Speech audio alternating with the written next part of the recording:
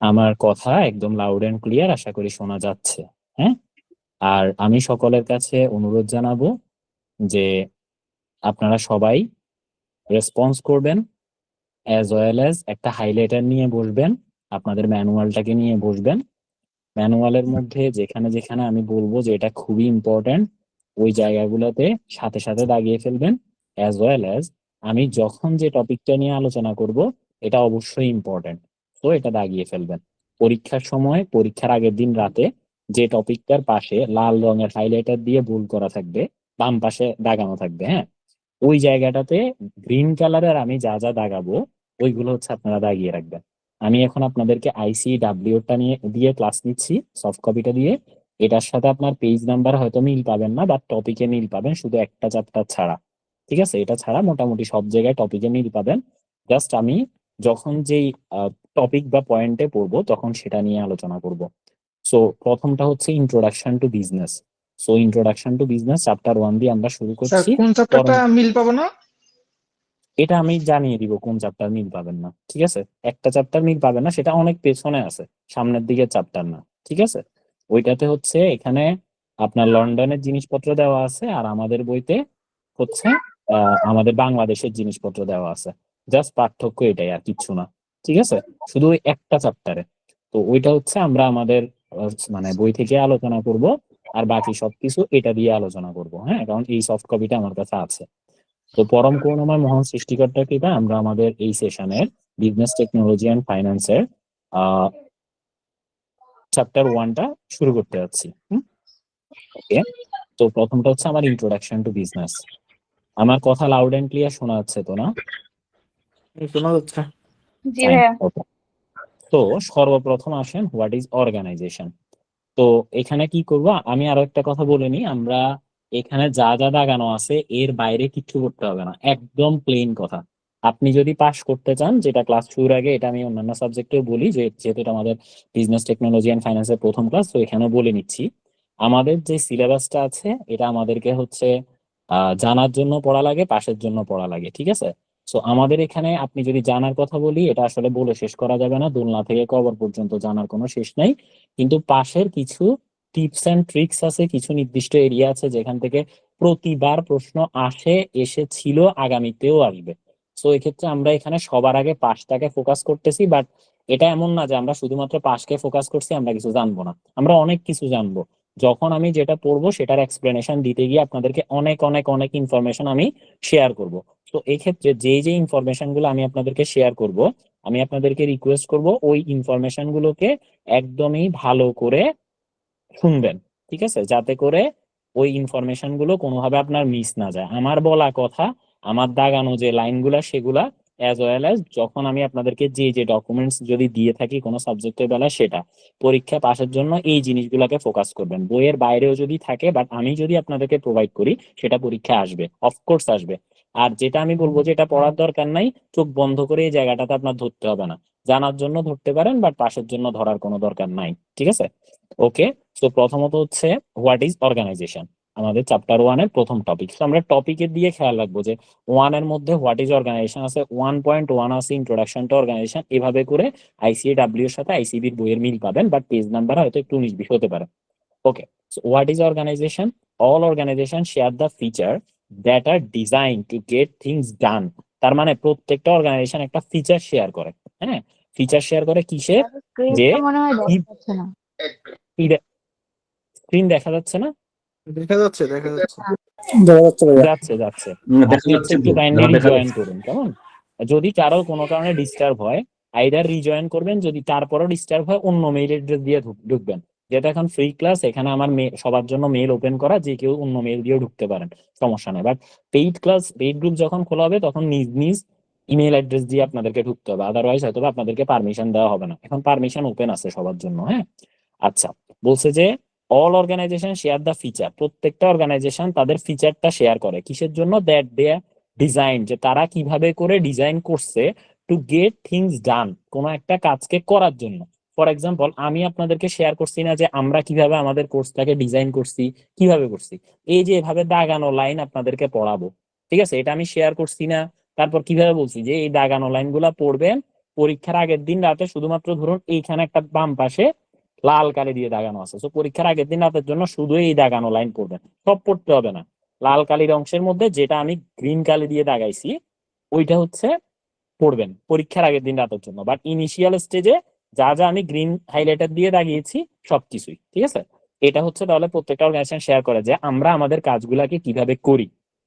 Organization differs in terms of ownership, control, activity, profit orientation, size, legal status and technology. So organization কে কোন কোন ভাবে differ করা যায় সেটার কথা এখানে বলা হয়েছে, যে অর্গানাইজেশন কিভাবে হইতে পারে, মালিকানার ভিত্তিতে অর্গানাইজেশন কত প্রকার, কন্ট্রোলের ভিত্তিতে কেমন হইতে পারে, অ্যাক্টিভিটির ভিত্তিতে কেমন হইতে পারে, প্রফিটের দিয়ে কি নট ফর প্রফিট ওরিয়েন্টেড নাকি প্রফিট ওরিয়েন্টেড এভাবে। তো এই টপিকটা আমরা এখানে পড়বো ঠিক আছে, তাই আমি ওই জায়গাতে আর আলোচনা আপাতত করতেছি না, জাস্ট দাগা নেই অংশে। হ্যাঁ, এবার আসেন হোয়াই ডাজ অর্গানাইজেশন এক্সিস্ট, কেন অর্গানাইজেশন এক্সিস্ট করে, কেন করে? ওভারকাম পিপলস ইন্ডিভিজুয়াল লিমিটেশন, যাতে করে জনগণের যেই সকল ইন্ডিভিজুয়াল লিমিটেশন গুলো আছে। ইন্ডিভিজুয়াল লিমিটেশন কি? ইন্ডিভিজুয়াল লিমিটেশন হচ্ছে ধরুন আমি কোনো একটা কিছু পারি না, সেটা আপনি পারেন, কিংবা আপনি কোনো একটা কিছু পারেন না, সেটা আরেকজনে পারে। তো আমরা যখন একত্রিত হয়ে কোনো একটা কাজ করব তখন সেক্ষেত্রে আমি যেটা পারি না সে জায়গায় আমি আরেকজনে হেল্প নিতে পারবো, সে আবার যেটা পারে না আমি পারি, আমি তাকে হেল্প করতে পারবো। তো যখন এখানে মাল্টিপল ইন্ডিভিজুয়াল একটা জায়গায় থাকবে তখন একজন ইন্ডিভিজুয়াল আরেকজন ইন্ডিভিজুয়ালের থেকে হেল্প নিয়ে ওই কাজটাকে ওভারকাম করতে পারবে। এরপর হচ্ছে লেট পিপল স্পেশালাইজ, কোন ব্যক্তি কোনটাতে স্পেশালাইজ সেটা আমরা বুঝতে পারি। লাইক কেমন? একটা অর্গানাইজেশন যখন থাকে আপনি তো নিজেরটা নিজে বোঝেন, অনেক সময় বুঝতে নাও পারেন। ধরেন আপনি কোন একটা কিছু যে এক্সপার্ট কিন্তু আপনি বুঝেনই নাই, কেন বুঝেন নাই? কারণ হচ্ছে আপনি তো কোথাও ওই জায়গাতে মানে ওই অ্যাক্টিভিটিটা করেন নাই। ধরেন আপনি জন্মগতভাবে আপনি অনেক ভালো দৌড়াইতে পারেন, এটা অনেকে পারে, ধরেন সে দৌড়ে অনেক ভালো। এখন আপনি যদি জীবনে একবারও না দৌড়ান, হ্যাঁ, আপনি কি বুঝতে পারবেন যে এটা কি আপনি ভালো কিনা? প্রথম কথা। এখন দ্বিতীয় কথা হচ্ছে আপনি যদি দৌড়ান তাহলে আপনি কি বুঝতে পারবেন যে আপনার গতি অনেক বেশি? না, কারণ আপনি তো চিন্তা করবেন মানুষ মনে হয় সবাই এভাবেই দৌড়ায়, সবার গতি মনে হয় এরকম। এখন আপনি যখন কয়েকজনের সাথে দৌড়াইবেন তখন অন্যান্যরা বুঝবে না যে আপনার গতি তাদের থেকে বেশি, ঠিক কিনা? তো তার মানে আমার মধ্যে এক্সট্রা কি আছে সেটা আমাকে বুঝতে হলে আমাকে ওইটা করতে হবে। ফর এক্সাম্পল আমি কি ভালো ক্লাস নিতে পারি নাকি পারি না, আগে এটা বলেন তো। নিতে পারে। আচ্ছা পারি। সো আমি ভালো ক্লাস নিতে পারি বা আমার ক্লাস ভালো হয় সেটা আপনারা কিভাবে বুঝতে পারছেন? অন্যের সাথে তুলনা করে। এক্স্যাক্টলি, তার মানে আপনি আমার ক্লাস দেখছেন, আপনি অন্যদেরও ক্লাস দেখছেন, দেখে এবার বুঝছেন যে না নোবেল ভাই ভালো ক্লাস নিতে পারে, তাই না? এখন একটা অর্গানাইজেশনে যখন মাল্টিপল ইন্ডিভিজুয়াল ওই ওয়ার্কিংটা করে তখন কে ভালো পারে সেটা বোঝা যায়। কিন্তু এখন আমি যে ভালো পারি নাকি খারাপ পারে আমি যদি না নিতাম আমি কি বুঝতাম? বা আপনারা কি বুঝতেন? বা আপনারা কি বলতে পারতেন যে না আপনারটা ভালো? না, তাই না? জি। হ্যালো, হ্যাঁ। তো এই ক্ষেত্রে এখানে তাই কোন একজন পিপল সে কোন জায়গায় বেস্ট সেটাকে ওই জায়গাতে স্পেশালাইজ করা যায়। এরপর হচ্ছে কি তখন আমাকে যখন বলবে হ্যাঁ ভাইয়া আপনার এটা ভালো হয়, তখন আমি চিন্তা করলাম না ঠিক আছে আমি সিএলএ ক্লাস নিচ্ছি, আচ্ছা দেখি একবার পিএলও ট্রাই করে দেখি। পিএলএ ট্রাই করলাম, দেখলাম যে ওমা পিএলও সবাই বলে ভাই আপনার ক্লাস ভালো হয়। তো ভালো বলতে বলতে বলতে বলতে এক বিষয় দুই বিষয় তিন বিষয় এখন 4 বিষয় প্রফেশনাল লেভেলে ক্লাস নেই। তো বিষয়টা এভাবে করেই হয়। এবার হচ্ছে সেফ টাইম। সেফ টাইম কেন হয়? কারণ হচ্ছে ওই যে মানুষজন একসাথে কাজ করে, তো একসাথে কাজ করলে জিনিসটা দ্রুত হয়ে যায় বিভিন্ন রকমের কাজ। ফর এক্সাম্পল ধরেন একটা মজার একটা গল্প বা একটা কাহিনী দেখায়। ধরেন এখানে একটা খেলার মাঠ, এই জায়গাতে একটা খেলার মাঠ, কেমন? এই জায়গায় ধরেন দুই জায়গায় দুইটা গোল পোস্ট আছে, হ্যাঁ, মানে এখন আপনাকে বলছে এই জায়গায় 500টা ইট আছে, মানুষ আছে ধরেন 11 জন, মানে একটা টিম, ঠিক আছে? তো দুইটা টিমকে বলছে, একটা টিমকে বলছে তুমি এই 500টা ইট এখান থেকে এখানে নিয়ে যাইবা, আবার আরেকটা টিমকে বলছে তুমি এই 500টা ইট এখান থেকে এখানে নিয়ে যাইবা, ঠিক আছে? এখন দুইটা টিমের মধ্যে একটা টিম কি করছে, একজন একজন করে মানে মানে 11 জন বলছে না, প্রত্যেক জনে এখান থেকে একটা করে তুলছে, এরপরে এখানে নিয়ে গেছে, এখান থেকে একটা তুলছে এখানে নিয়ে গেছে, এখান থেকে একটা তুলছে এখানে নিয়ে গেছে, কেমন? আর অন দি আদার হ্যান্ড আরেকটা টিমে কি করছে, ধরেন দুই কালারের টিম, একটা হলো সবুজ কালারের টিম আর একটা হলো লাল কালারের লাল টি শার্টের টিম। তারা কি করছে, তারা 11 জন রে একজন দুইজন তিনজন চারজন 5 6 7 8 9 10 11 এভাবে করে দাঁড় করাইছে। দাঁড় করাইয়া একজন এখান থেকে দুইটা ইট নিয়ে তাড়াতে দিছে, সে আবার তাড়াতে দিছে, সে আবার তাড়াতে দিছে, সে আবার তাড়াতে দিছে, এভাবে করে দিতে দিতে এখানে রাখছে। বলেন তো কে তাড়াতাড়ি দিতে পারবে? লালটা। রেড লাল না সবুজ পার্টি? কারা? Red party. Red party. কেন? কারণ হচ্ছে রেড পার্টি হয়রান হবে না। তারা কি হয়রান হবে? না। না কিন্তু গ্রিন কালারের পার্টি যারা আছে একবার দৌড়াইবো আবার ব্যাক করবো, আবার দৌড়াইবো আবার ব্যাক করবো। সো এটা করতে করতে অল্প একটুতে সবাই হয়রান হয়ে যাবো, ঠিক আছে?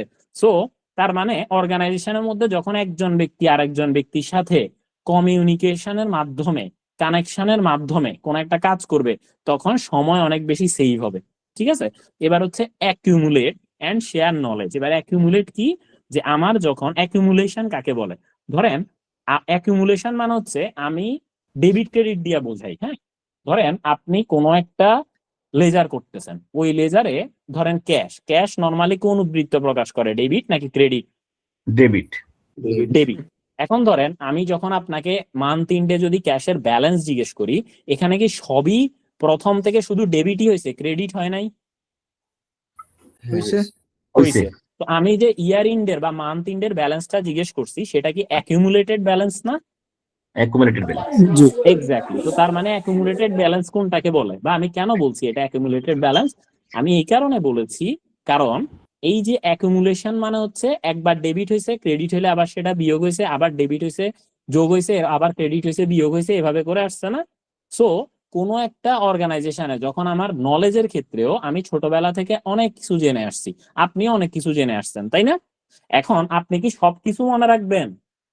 আপনি অনেক ভুলও জানছেন, ঠিকও জানছেন, অনেক কিছু ভুল জানছেন না ছোটবেলা থেকে? হ্যাঁ। আবার পরে এটা ঠিকটাও জানছেন, জানছেন না? জি। এখন যখন আপনি জেনে গেছেন এটা আপনার ঠিক, তখন কি ভুলটা আপনি মনে রাখবেন? না। না, কারণ আমি তখন ভুলটাকে মাথা থেকে বের করে দিব, তাই না?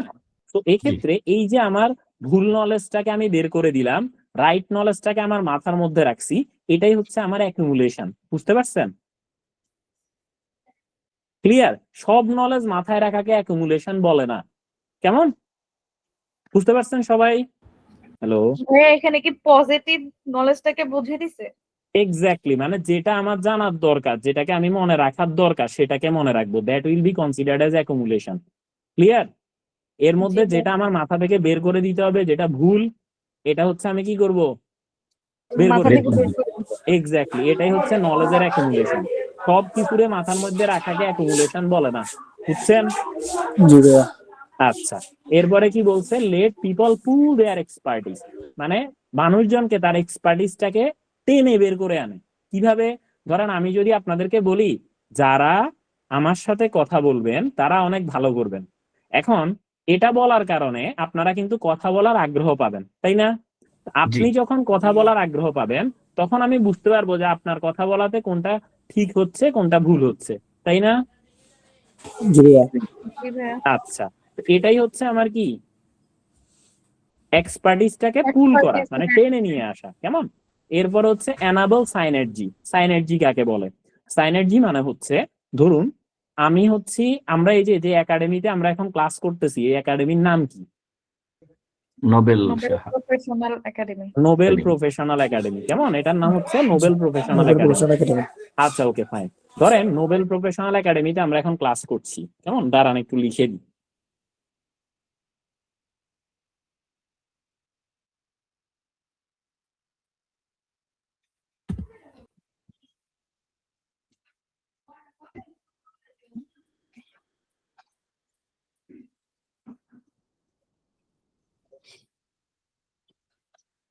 আচ্ছা, দেখেন, সো আমরা এখন নোবেল প্রফেশনাল একাডেমিতে ক্লাস করতেছি। এখন একাডেমি তো আরো অনেক আছে না? ধরেন A academy, B academy, C academy, D academy, অনেক একাডেমি আছে।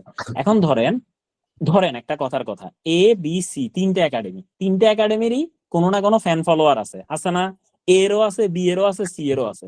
আবার কিছু মানুষ আছে যারা এ রে দেখতে পারে, বি আর সি রে দেখতে পারে না, বি রে দেখতে পারে, এ আর সি রে দেখতে পারে না, আবার সি রে দেখতে পারে, এ আর বি রে দেখতে পারে না। হয় না এমন? হয়। জি। আচ্ছা, যেমন ধরেন এই যে এখন যে বিভিন্ন রাজনৈতিক দলগুলা জোট করতেছে, তো যারা জোট হইতেছে তাদের কিছু পাবলিক আছিল, আমি ধরলাম এ আর বি জোট হয়েছে, এ বি জোট, কেমন কথার কথা, হ্যাঁ, আমি কারো নাম নিব না, এ বি জোট। তো কিছু পাবলিক আছে এ কে দেখতে পারতো কিন্তু বি কে পারতো না, আবার কিছু পাবলিক আছে বি কে দেখতে পারতো কিন্তু এ কে পারতো না। এখন যখন জোট হয়ে গেছে, তো এ বি যা ধরেন এ কে দেখতে পারতো না, যারা বি কে দেখতে পারতো তারাও এখন কিন্তু এ আর বি দোনোটারই দেখতে পারবে, তাই না? পারবে কিনা? জি। এক্ষেত্রে তাদের কি স্টেক হোল্ডারের পরিমাণ আরো বেড়ে যাবে না? তারপর আশেপাশের মানুষজন দেখবে কি যে ওমা ওরা তো জোট হয়ে গেছে, তাইলে তো এদের এখন আরো ভালো কিছু হবে, তাইলে আমরাও তারা ভোট দিই, এরকম একটা বিষয় থাকবে না? থাকবে। থাকবে। জি ভাইয়া জি ভাইয়া এক্স্যাক্টলি। সো এই যে ধরেন আমি নর্মালি ইন্ডিভিজুয়াল হইলে আমি ভোট যতগুলা পাইতাম, ধরেন আমারে দিত 20টা, আর এ হইলো ধরেন 20, আবার বিরে দিত 20, দুইটারে আলাদা আলাদা 20 20 করে 40টা ভোট পাইতো। এখন আশেপাশের যারা আগে চিন্তা করতো এরে দিমু না বিরে দিমু, তারা কনফিউশন ছিল। এখন এই নয়ের দিয়ে সাথে একত্রিত হতে বেশি তারা চিন্তা টোটাল। করছে কি, কিছু বলবেন? মবিনুল হক ভাইয়া। নয়ের সাথে অন্য একটা ডিভাইস থেকে মেবি। আর যারা কথা আ- বলবে না একটু মিউট রাখলে মেবি বেটার আচ্ছা ওকে, হ্যাঁ হ্যাঁ হ্যাঁ। এখন হচ্ছে যে যারা কথা বলবেন না তারা একটু মিউট রাখলে ভালো হয়। আপাতত নয়েজ মনে হয় আসছে না, এখন আসছে?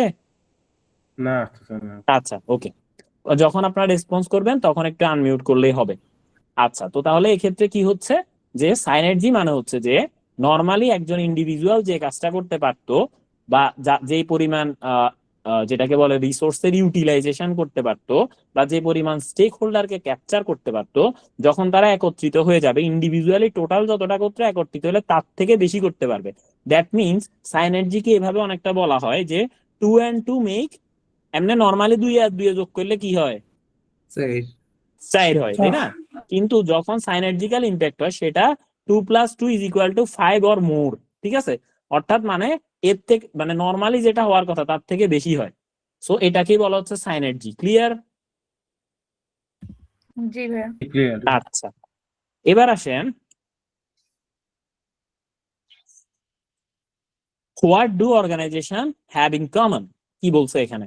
এ সোশ্যাল অ্যারেঞ্জমেন্ট।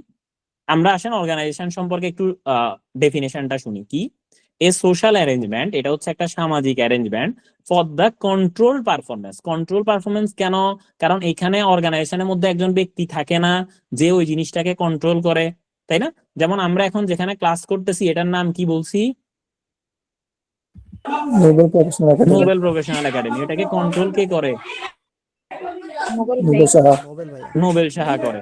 সো তার মানে এখানে যে কিছুই হবে না কেন একজনে কন্ট্রোল করবে, এই পারফরমেন্সটা কন্ট্রোল করবে। তো অফ কালেকটিভ গোল। কালেকটিভ গোল মানে কি? সবার লক্ষ্য এখানে একটাই। এখানে আমাদের সবার লক্ষ্য কি? আমরা কি হইতে চাই? Chartered accountant. চার্টার্ড অ্যাকাউন্টেন্ট হইতে চাই। সো আমাদের সবার গোল হচ্ছে চার্টার্ড অ্যাকাউন্টেন্ট হওয়া। So collective goal which has a boundary separating it from its environment. তার মানে এটার একটা বাউন্ডারি আছে যেটা অন্যান্যদের থেকে এটা আলাদা করে। করে না আলাদা? আমরা কি বলছি যে আমাদের এখানে যা দাগানো লাইন তার বাইরে কিচ্ছু করতে হবে না, এটা কি অন্যান্যরা বলছে? না বলে নাই। প্রথম জায়গা এখানে আলাদা করে ফেলতেছে। সেকেন্ড জায়গা বলা হচ্ছে পরীক্ষার আগের দিন রাতের বেলা লাল দাগের বাইরে আর কিচ্ছু করতে হবে না, এটা কি অন্য কেউ বলছে? না ভাইয়া বলে নাই। তার মানে এখানে আলাদা এমনিতেও হয়ে গেছে। থার্ডলি এখানে আপনাকে প্রত্যেকটা লাইনকে যেভাবে করে প্রত্যেকটা ওয়ার্ডকে এক্সপ্লেইন করা হচ্ছে, আমি জানি না অন্য কোথাও করা হচ্ছে কিনা, এটা আপনারা ভালো জানেন কারণ আমি তো অন্য জায়গায় ক্লাস করি না। সো এই ক্ষেত্রে এই বিভিন্ন কিছু বৈশিষ্ট্যের কারণে একটা অর্গানাইজেশনকে অন্যান্য অর্গানাইজেশন থেকে সেপারেট করা যায় তার কিছু বাউন্ডারির মাধ্যমে। প্লাস কালেকটিভ গোল থাকে তাদের একটা জিনিস, প্লাস এখানে একটা জিনিস কন্ট্রোল পারফরমেন্সের মাধ্যমে হয়। আর এটা অফকোর্স একটা সোশ্যাল অ্যারেঞ্জমেন্ট। ক্লিয়ার আমরা?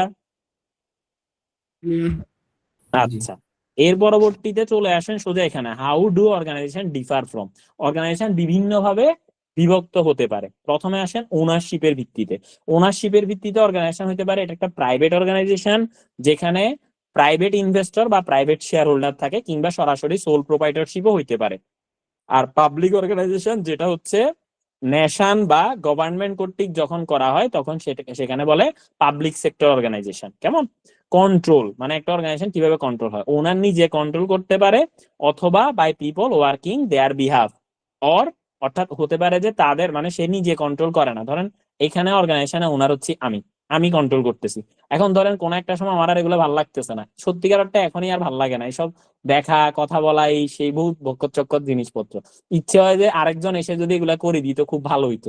হ্যাঁ, সো এখন ধরেন তাহলে অনেক সময় হয় কি যে অন বিহাফ অফ ওনার কেউ না কেউ এই কাজটা করে। এরপরে আবার হইতে পারে যে indirect or indirectly by government sponsored regulator. হতে পারে যে গভর্নমেন্ট মানে সরকার কর্তৃক কোন একটা রেগুলেটর বডি থাকে বা কাউকে নিয়োগ দেওয়া থাকে, ওই ব্যক্তি ওই অর্গানাইজেশনটাকে কন্ট্রোল করে। কেমন? এবার আসেন অ্যাক্টিভিটির ভিত্তিতে। অ্যাক্টিভিটির ভিত্তিতে হইতে পারে ম্যানুফ্যাকচারিং অর্গানাইজেশন, যারা কিনা কোনো প্রোডাক্ট থেকে ধরেন আরেকটা প্রোডাক্ট বানায়, ওইটা হচ্ছে ম্যানুফ্যাকচারিং, হ্যাঁ, বা র ম্যাটেরিয়াল থেকে প্রোডাক্ট বানায় এরকম। এরপরে হেলথ কেয়ার, যারা সেবামূলক প্রতিষ্ঠান, আর এছাড়াও আদার্স সার্ভিস যারা আছে তারা, এন্ড সো অন, এবং আরো অনেক রকমের হইতে পারে। প্রফিট নট ফর প্রফিট, কেউ হচ্ছে যে বিজনেস, যেটার কথা আমরা বলছিলাম, বিজনেসের কথা কি বলে, বিজনেসের ডেফিনেশন কি, বিজনেসের ডেফিনেশন হচ্ছে মুনাফা অর্জনের উদ্দেশ্যে, সর্বপ্রথম ডেফিনেশনের শুরুতেই মুনাফা থাকবে, বিজনেস মিন্স মুনাফা থাকবে। তাহলে মুনাফা অর্জনের উদ্দেশ্যে বৈধ উপায়ে কোনো সামাজিক কর্মকাণ্ড করলে সেটাকে ব্যবসা বলে। সো এটা আবার অবৈধভাবে করলে সেটা ব্যবসার ডেফিনেশনে থাকবে না, কেমন? তাহলে কেউ হচ্ছে প্রফিট করতে চায়, make an army of charity, এটা হইতে পারে কি, চ্যারিটিও হইতে পারে। চ্যারিটি মানে হচ্ছে নট ফর প্রফিট ওরিয়েন্টেড, মানে যাদের মেইন কাজ হচ্ছে জনকল্যাণ করা, বেনিফিশিয়ারিজ এর উন্নয়ন করা, তারা মূলত প্রফিট ম্যাক্সিমাইজেশনের দায়িত্বে থাকে না। এরপর হচ্ছে সাইজের ভিত্তিতে অর্গানাইজেশন ছোট হতে পারে এবং মাল্টিন্যাশনাল কর্পোরেশন হতে পারে। ছোট থেকে একদম মাল্টিন্যাশনাল কর্পোরেশন, মানে একদম বিভিন্ন দেশব্যাপী ব্যবসা করে এইরকম টাইপ হতে পারে, ঠিক আছে। এরপরে কি বলছে, লিগ্যাল স্ট্যাটাসের দিক থেকে কোম্পানি হইতে পারে, আনইনকর্পোরেটেড বডি হইতে পারে, ক্লাব অ্যাসোসিয়েশন হইতে পারে, পার্টনারশিপ হইতে পারে, সোল ট্রেডার হইতে পারে, বিভিন্ন হইতে পারে, কেমন, সমবায় সমিতি হইতে পারে, সবকিছু এগুলো লিগ্যাল স্ট্যাটাসের ভিত্তিতে। সোর্স অফ ফাইন্যান্স, এবার ওই অর্গানাইজেশনে কোত্থেকে ফাইন্যান্স করতেছে, একটা হচ্ছে বড়োইং মানে ধার করার মাধ্যমে, একটা হচ্ছে সরকারের থেকে ফান্ডিং নেওয়ার মাধ্যমে, আর একটা হচ্ছে নিজেরা শেয়ার ইস্যু করার মাধ্যমে শেয়ার হোল্ডারদের কাছ থেকে অর্থ নিয়ে ফাইন্যান্সিং করতে পারে। টেকনোলজিক্যাল দিক থেকে কিছু অর্গানাইজেশন একদম হাই টেকনোলজি ব্যবহার করে, কিছু অর্গানাইজেশন লো ইউজ টেকনোলজি, মানে একদম ছোট, মানে অল্প স্বল্প টেকনোলজি ব্যবহার করে, এতটা আপডেটেড না, কেমন। এবার হচ্ছে difference in what organisation do, তাহলে কোন ধরনের অর্গানাইজেশন কি ধরনের কাজ করে। তাহলে যখন বলবে, পরীক্ষা আসবে যে যদি ফুড প্রসেসিং বলে বা প্রোডিউসিং বলে, তখন সেক্ষেত্রে কি হবে, এগ্রিকালচার, কেমন। এরপরে যদি বলে যে অ্যাকোয়ারিং র material and application of labour and technology turning them into product, অর্থাৎ কোনো কারণে র ম্যাটেরিয়াল মানে কাঁচামাল থেকে কোনো একটা পণ্যে রূপান্তর করা, যেটাকে সরাসরি আপনি ব্যবহার বা ভোগ করতে পারবেন। সো এটাকে বলা হয় manufacturing organisation, manufacturing industry organisation, কেমন। যে কোন অ্যাক্টিভিটি দিয়ে দিবে, বলবে যে এটা কোন ইন্ডাস্ট্রিতে বিলং করে পরীক্ষার সময়, কেমন। এরপরে বলছে যে এক্সট্রাক্টিং অ্যান্ড রিফাইনিং র ম্যাটেরিয়াল, একটা হচ্ছে কি নিষ্কাশন করা। নিষ্কাশন মানে কি, এটা শুধুমাত্র মাইনিং বিষয়টা এমন না। ধরেন, আচ্ছা আমি একটা উদাহরণ দিব, তারপর আমি সবগুলা পড়ানোর পরে জিজ্ঞেস করব, তখন বলতে পারবেন কিনা দেখি। এক্সট্রাক্টিং মানে হচ্ছে যে শুধু যে মাটির নিচ থেকে উঠবে বিষয়টা এমন না, ঠিক আছে। এটা অন্যান্য জায়গা থেকেও টানি, তারপর বোমা মাইরা, এগুলো যে কোনো কিছু করতে পারে, এগুলো এক্সট্রাকশনের মধ্যে ধরা হয়। তারপরে রিফাইনিং মানে হচ্ছে এটা হচ্ছে পরিশোধন করার মাধ্যমে। সো এক্সট্রাকশন বলেন, রিফাইনিং বলেন, এগুলো হচ্ছে আমাদের এক্সট্রাকটিভ বা র ম্যাটেরিয়াল সংক্রান্ত ইন্ডাস্ট্রিতে পড়তেছে। এনার্জি কোনটা, converting one resources into another, যেমন কয়লা থেকে বিদ্যুৎ উৎপাদন, পানি থেকে বিদ্যুৎ উৎপাদন, বাতাসের থেকে বিদ্যুৎ উৎপাদন, এগুলো সব এনার্জির মধ্যে পড়ছে। তারপর হচ্ছে রিটেইলিং বা distribution, delivering goods to the in consumer. এবার আমার যে পণ্যটা আছে, পণ্যগুলাকে আমি কনজিউমার কাছে পৌঁছানোর জন্য মধ্যস্বত্ব বা মধ্যখানে যারা আছে, যারা পরিবহন সংক্রান্ত এই সকল কাজগুলা করে, তাদেরকে বলা হচ্ছে কি রিটেইলিং বা ডিস্ট্রিবিউশন। প্রোডিউসিং ইন্টেলেকচুয়াল প্রপার্টি, যারা কিনা কি করে, ধরেন সফটওয়্যার বানায়, কোনো কিছু পাবলিশ করে, ফিল্ম মিউজিক বানায়, এগুলো হচ্ছে ইন্টেলেকচুয়াল প্রোডাকশন, ঠিক আছে। তারপর হচ্ছে যে টেকনোলজি, এটা কি, এটা হচ্ছে যে যখন ডিজিটাল প্রোডাক্ট বানায়, ফর এক্সাম্পল ইবুক, প্রসেস, এগুলো কি টেকনোলজির মধ্যে পড়ে। এবার আসেন providing intangible services, intangible service কি, মানে সার্ভিস দেয়, লাইক ব্যাংকিং, অ্যাকাউন্টেন্সি, চার্টার্ড অ্যাকাউন্টেন্টের যেটা দেয়, অ্যাডভার্টাইজিং করা, including public service such as education and health care, এগুলো হচ্ছে কি সার্ভিস ইন্ডাস্ট্রিতে পড়ে। এবার প্রশ্ন করার পালা, আপনারা উত্তর দিবেন। এখন পর্যন্ত সবকিছু কি ক্লিয়ার? আগে এটা বলেন। জি ভাইয়া। আচ্ছা, এবার প্রশ্ন করতেছি, যদি বলি নোবেল প্রফেশনাল পাবলিকেশন, এটা কোথায় পড়ছে বলেন? নোবেল প্রফেশনাল পাবলিকেশন এটা কোথায় পড়ছে? আপনি যে বইগুলো পাবলিশ করেন সেটা। এই তো আমি যেটা করি সেটা কোনটার মধ্যে পড়ছে, কোন ইন্ডাস্ট্রিতে পড়ছে? Service service industry. আচ্ছা শুনেন, যখন বই পাবলিশের কথা বলবে, এটা কি সার্ভিস দিয়ে? বই তো আপনি প্রোডাক্ট কিনা পড়তেছেন, বই কি সার্ভিস? আমি কি বলছি, পাবলিকেশন বলছি না, আমি কি একাডেমি বলছি? না, তাইলে এটা কোথায় পড়ছে? এক্স্যাক্টলি, তাইলে কি ইন্টেলেকচুয়াল প্রোডাকশন হবে না? উত্তরটা হবে ইন্টেলেকচুয়াল প্রোডাকশন। উত্তরটা কি হবে? Intellectual production. তাইলে কি ইন্টেলেকচুয়াল প্রোডাকশন মানে তো হইলো আমি শিওর না, তাই না? ঠিক কি না? জি হ্যালো, হ্যাঁ। সো আপনারা যাই বলবেন কি করবেন, সুন্দর করে শিওর হইয়া সুন্দর করে বলবেন, ঠিক আছে? ক্লিয়ার? ইনশাআল্লাহ। জি। আচ্ছা, এবার আসেন, এবার যদি জিজ্ঞেস করি যে নোবেল প্রফেশনাল কনসালটেন্সি এটা কোথায় পড়ছে, দাদা আজকে সাউন্ডটা অনেক কম। কি বলেন আসলে? সাউন্ড ঠিক আমরা আছে তো তো? কিছু তার সাউন্ড তো ঠিক আছে। আচ্ছা বাকিরা বলেন তো সাউন্ড ঠিক আছে কিনা। কনসালটেন্সি আমি আমার sound ঠিক সর্বোচ্চ আছে। ভয়েসে। ঠিক আছে ভাইয়া, sound। আচ্ছা গতকালকার ওকে। থেকে better। আমার হচ্ছে যে আমার মনে হয় যাদের একটু কম মনে হচ্ছে তারা একটু কষ্ট করে রিজয়েন করেন, যদি তাও কম মনে হয় ডিফারেন্ট ইমেল অ্যাড্রেস ইউজ করেন, মোবাইলের বাটনটাকে একটু চেক করেন, বাট ল্যাপটপের যে আপনি হাইয়েস্ট সাউন্ডে আছেন কিনা, ঠিক আছে?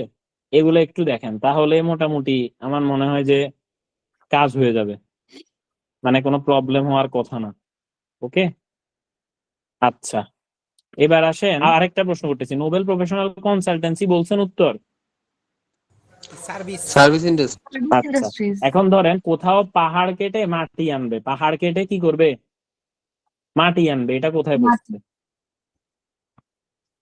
Manufacturing। পাহাড় কেটে মাটি আনবে, ম্যানুফ্যাকচারিং। এনার্জি এক্সট্রাকটিভ।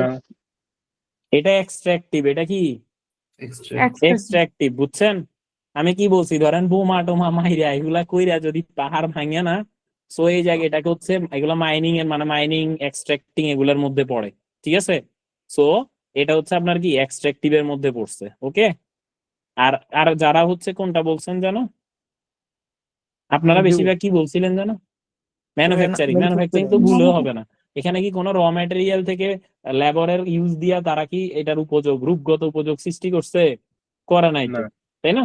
এখন যদি এটা বলতো যে পাহাড়ের মাটি দিয়ে, এবার আমি আরেকটা প্রশ্ন করি, পাহাড়ের মাটির থেকে ব্যাংক বানাইছে, মাটির ব্যাংক, তাহলে সেটা কি হইতো? ম্যানুফ্যাকচারিং। সেটা ম্যানুফ্যাকচারিং হইতো, কেমন? কিন্তু পাহাড় কেটে মাটি আনা ম্যানুফ্যাকচারিং না, এটা হচ্ছে এক্সট্রাকটিভ। ওকে, তাহলে আমরা সবাই সবকিছু বুঝছি। জি ভাইয়া। আচ্ছা ফাইন, এবার চলে আসেন। আচ্ছা আমরা একটা ওই যে বিআর পাবলিকেশন নাম শুনছেন? না। শুনেন নাই? আচ্ছা ওকে ফাইন। ধরেন বিআর পাবলিকেশনের নাম শুনেন নাই, বিআর পাবলিকেশন হচ্ছে ইবুক বেচে, বুঝছেন? তাহলে এটা কিসের মধ্যে পড়ছে? ইন্টেলেকচুয়াল। Intellectual production। না না না না না, ইবুক কোথায় পড়ছে দেখেন, টেকনোলজি, এটা কোথায়? ইবুক। টেকনোলজি টেকনোলজিতে পড়ছে, Technology। কেমন? সো ধরেন জি। পরীক্ষা আসলো যে এ পাবলিকেশন দ্যাট প্রোভাইড বা that sell ebook to the students, তাইলে এটার উত্তর হয়ে যাবে কি টেকনোলজি। আবার এই Technology। Publication that sells hard copy to the student, সেটা হয়ে যাবে Intellectual production। Intellectual production. So এই জিনিসগুলাকে কিন্তু সুন্দর করে মাথায় রাখতে হবে, কোশ্চেনের ট্রিকি এরিয়া গুলা কোথায় আছে এটা ভালো করে বুঝতে হবে, ঠিক আছে? আচ্ছা আমি এখানে আর কোনো কোশ্চেন আছে, কারো কিছু বুঝার আছে? আছে কি? না দাদা। ম্যাম। হ্যাঁ বলেন। দাদা এখন ওই যে ধরেন একজন হচ্ছে বই বানায়, এরকম হ্যাঁ একটা উদাহরণ দিল যে উনি বই বানায়, তো ওনার হ্যাঁ এটাকে তো ইন্টেলেকচুয়াল প্রোডাকশন বলা যায়। আর ধরেন একটা হচ্ছে বই বিক্রি করে শুধু, তো ওনারটাকেও কি ইন্টেলেকচুয়াল প্রোডাকশন বলবে না, আচ্ছা তখন? ভালো কথা, যে শুধু বই বিক্রি করে সে কোথায় যাবে বলেন? সেটা হচ্ছে ডিস্ট্রিবিউশন। রিটেইলারের মধ্যে যাবে। এক্স্যাক্টলি, সে রিটেলারের মধ্যে যাবে। এখন ওই আচ্ছা। যেটা বিআর পাবলিকেশন, এটা তো বই এটা কইরাই বিক্রি করে, মানে সে ডাইরেক্ট ইবুক বিক্রি করে, হুম। তাই না? জি। সো এই ক্ষেত্রে সেই কারণে এটা চলে গেছে কোথায়, টেকনোলজিতে গেছে, হুম। ঠিক আছে? জি। আর কেউ ধরেন আমি যদি বলি আমাদের বুক ফারহান বুক সেন্টারে পাওয়া যায়, তাহলে ফারহান বুক সেন্টার পড়বে কোথায়, রিটেইলারে, Retailer। কেমন? এই যে রিটেইলিং বা ডিস্ট্রিবিউশনে পড়বে, ঠিক আছে? আচ্ছা আর কোনো কিছু, কোনো কোশ্চেন? স্যার ফারহান বুক সেন্টারটা ম্যানুফ্যাকচার করবে না, যেহেতু বুকটা বাইন্ডিং করতেছে, রেডি করতেছে। না না, ফারহান বুক তো বাইন্ডিং করতেছে না, বাইন্ডিং তো আমরা আমাদেরই তো প্রোডাকশন।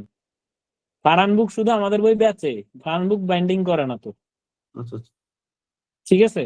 ফারহান বুক হচ্ছে, ফারহান বুকের যদি দেন রয়্যালের বেলায় রয়্যাল বাইন্ডিং করে, রয়্যাল বেচে, ঠিক আছে? বাট ফারহান বুক তো তারা বাইন্ডিং করে, তাদের হয়তো হইতে পারে তারা ওই যে বিভিন্ন অ্যাসুরেন্স অ্যাকাউন্টিং এর যে ম্যানুয়াল গুলা বেচে ওইগুলা হচ্ছে তারা করে, বাট নর্মালি হচ্ছে বাইন্ডিং আমরা আমাদেরটা আমরাই করি। হ্যালো জি, আসসালামু আলাইকুম ভাইয়া। আমি কি হচ্ছে আপনাকে কাইন্ডলি, জি আসসালামু আলাইকুম, জি জি ভাইয়া, হ্যাঁ আমি ফ্রি হয়ে আপনাকে নক দিব। ঠিক আছে, জি আসসালামু আলাইকুম। আচ্ছা, কোথায় ছিলাম আমি জানো? রয়্যাল বুক হাউস। ফারহান হ্যাঁ, বুক সেন্টারে তাহলে করা। রয়্যাল বুক হাউস তারা বই পাবলিশও করে আবার তারা বেচেও। তো তারা পড়ে যাবে আপনার ওই যে পাবলিশিং এর মধ্যে আবার এটার মধ্যে। তো এখন সিএ তে কিছু প্রবলেম হয়ে গেছে যে আমরা প্রথম অবস্থায় দেখলাম যে আসলে রয়্যাল বুক সেন্টারের এখানে কিছু প্রবলেম দেখা যাচ্ছে, তাদের বইয়ের নাকি পেজ ভালো দেয় না, এই করে না সেই করে না, বহুত কাহিনী। সো ওই কারণে তাদের রেপুটেশন একটু কম, মানে পেজ কোয়ালিটি নাকি ভালো না, প্রিন্ট কোয়ালিটি ভালো না। এই কারণে মানুষজন সবাই ফারহান বুক সেন্টার থেকে বই কিনে। তো এই কারণে যেহেতু তাদের ওদের একটু ডিমেরিটস আছে বা ডিসঅ্যাডভান্টেজ আছে এই সেক্টরে, অনেকের মুখে শোনা। আমি নিজেও পরবর্তীতে গিয়ে আমি বেশি বই কিনি না, একটা দুইটা কিনছিলাম, ওদের পেজ কোয়ালিটি এমনি ঠিক আছে, এতটা ভালো না। বাট ফারহান বুক সেন্টারে মোটামুটি পেজ কোয়ালিটি ভালো টালো, প্লাস তাদের রেপুটেশন রয়্যাল থেকে বেশি। সো এটার জন্য আমরা চিন্তা করছি তাইলে আমরা রয়্যালেই দিব না, ফারহানেই দিই। এই হচ্ছে আর কি ফ্যাক্ট। সো এই হচ্ছে আর কি বিষয়টা। এখন আমাদের কথা হচ্ছে যে আমাদের এখানে লক্ষ্য রাখতে হবে যে এখানে প্রোডাকশন কে করতেছে, বিক্রি কে করতেছে, এটা কি ইবুক বিক্রি করতেছে নাকি হার্ড কপি বিক্রি করতেছে, এই সকল জিনিসগুলো আমাদেরকে খুব মানে মনোযোগ দিয়ে বুঝতে হবে। এগুলো আইডেন্টিফাই করতে মিস হইলে উত্তর ভুল হয়ে যাবে। কোনো কোশ্চেন আছে এতক্ষণের মধ্যে আর কিছু? না। আচ্ছা, এবার আসেন হোয়াট ইজ বিজনেস। এখন আমরা বিজনেস সম্পর্কে জানবো। ওকে, সো বিজনেসে কি বলছে? Organisation have secondary objective that support their primary objective. তাহলে আমাদের অর্গানাইজেশনের প্রত্যেকটা দুই ধরনের অবজেক্টিভ থাকে, একটা হচ্ছে প্রাইমারি অবজেক্টিভ, একটা হচ্ছে সেকেন্ডারি অবজেক্টিভ। তো যদি এটা বিজনেস হয় তাহলে আমরা বলছি কি বিজনেসের প্রাইমারি অবজেক্টিভ কি? ব্যবসায়ের ডেফিনেশনের শুরুতে যে কথা দিয়ে শুরু করছিলাম সেটাই, প্রফিট। প্রফিট। বৈধ উপায়ে মুনাফা অর্জনের উদ্দেশ্যে দিয়ে আমার কথা শুরু হয়েছে, তাই না? মুনাফা অর্জনের উদ্দেশ্যে বৈধ উপায়ে লাভের আশায় মানে কোন কার্যক্রম সংগঠিত করার মাধ্যমে অর্থ উপার্জন করাকে ব্যবসা বলে। সো এখানে আমার প্রাইমারি অবজেক্টিভ হচ্ছে মুনাফা অর্জন করা গেল। এবার শুধু মুনাফা অর্জন করলে কি ব্যবসা সাস্টেনেবল হয়? যেমন আমরা গত ক্লাসে সাস্টেনেবিলিটি নিয়ে আমরা কি অ্যাকাউন্টিং এ পড়ছিলাম না, যে কি ছিল সাস্টেনেবিলিটির জন্য নতুন করে আইএফআরএস বের হয়েছে, হয়েছে না? এটা কে বের করছে? আইএসএসবি, তাই না? এই সেই কথাগুলো মনে রাখবেন, একটার সাথে একটা লিঙ্ক করে পড়ার চেষ্টা করবেন। আর সিএ তো সার্টিফিকেট লেভেল শেষ হয়ে গেলেই শেষ না, তাই না? পিএল আছে, এএল আছে, আপনি যত কানেক্টিভ করে বা একটার সাথে একটা কানেকশন মিল রেখে পড়বেন তত আপনি কি করবেন, প্রত্যেকটা সাবজেক্টের জন্য এটা বেটার হবে। কেমন? সো এখন প্রত্যেকটা ব্যবসায় সাস্টেনেবিলিটি রিলেটেড ইনফরমেশন, সেটা যদি নন ফাইন্যান্সিয়ালও হয়, সেটা ডিসক্লোজার দেওয়ার কথা বলা থাকে, থাকে না? তো এখন এই ক্ষেত্রে আমাদের প্রাইমারি অবজেক্টিভ হচ্ছে গিয়ে মুনাফা অর্জন করা। আর আমার ব্যবসাকে যদি লাভজনক অ্যাজ ওয়েল অ্যাজ সাস্টেনেবল করতে চাই তাহলে শুধুমাত্র টাকা কামাইলে হবে না, আমার ক্লাসের কোয়ালিটি ভালো কিনা, স্টুডেন্টরা বুঝতে পারতেছে কিনা, স্টুডেন্টের জন্য ফ্রেন্ডলি হচ্ছে কিনা, এই সকল জিনিসগুলাকে মনে রাখতে হবে, কোয়ালিটি এনশিওর করতে হবে। এগুলাই হচ্ছে সেকেন্ডারি অবজেক্টিভ। ঠিক আছে, ক্লিয়ার? আচ্ছা, এরপরে বলছে for a profit making organisation the primary objective is to maximise the wealth of its owner. এখানে কথাটা খুব মনোযোগের সহিত দেখেন। পরীক্ষার সময় তিনটা অপশন থাকে, আবার নিচে অ্যাবাবল থাকে। ঠিক আছে, কি হয় বলছে, একটা ব্যবসায়ের প্রধান অবজেক্টিভ কি? Option A maximisation of profit, option B maximisation of revenue, option C maximisation of, তার আগে প্রথম হয়েছে রেভিনিউ, এরপরে হয়েছে প্রফিট, এরপর হয়েছে ওয়েলথ। যদি এই তিনটা অপশন থাকে ধরেন, আর ধরেন 4 নাম্বারে বলো নান অফ দ্য অ্যাবাভ। কেমন? নান অফ দ্য, হাতের লেখা একটু বিচ্ছিরি। আচ্ছা, নান অফ দ্য অ্যাবাভ। এখন দেখেন, প্রথমত আপনি এটা উত্তর কি দিবেন যদি এই তিনটে অপশন থাকে আর নিচে নান অফ দ্য অ্যাবাভ থাকে? উত্তর কি হবে? প্রফিট। ওয়েলথ। আচ্ছা, উত্তর কি হবে দেখি? প্রফিটের ভাগে কারা কারা আছেন, হাত তোলেন তো। ভাই এখানে তো বলে আছে ম্যাক্সিমাইজ দা ওয়েলথ। না, এখন আমি কিন্তু অপশন যেটা দিছি সেটারও চিন্তা করতে হবে। এখানে বলা আছে ঠিক আছে, আমি একটু পরে এক্সপ্লেইন করব যে কোনটা কি হইতে পারে। একজনে হাত তুলছে প্রফিট, আচ্ছা যাক, হাত নামাই দিই। হ্যাঁ, এরপরে আসেন ওয়েলথ ম্যাক, আমি হাত নামাই দিলাম, আবার তুলছেন কেন? এবার আসেন, এরপরে ওয়েলথ ম্যাক্সিমাইজেশনে কারা আছে দেখি।